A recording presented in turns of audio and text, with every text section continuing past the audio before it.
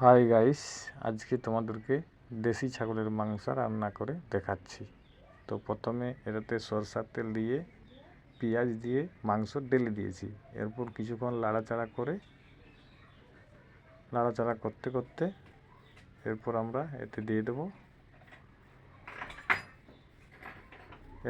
দেব আমরা এতে আদা রসুন পেস্ট দিয়ে দেব। এই দেখুন, রসুন দেওয়া হচ্ছে।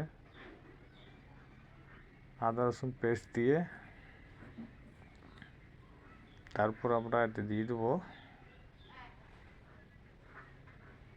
গুঁড়ো মশলা। এরপর আমাদের একটা গ্রেভি রেডি করা আছে, আগের থেকে গ্রেভি বলতে মশলা রেডি করা আছে।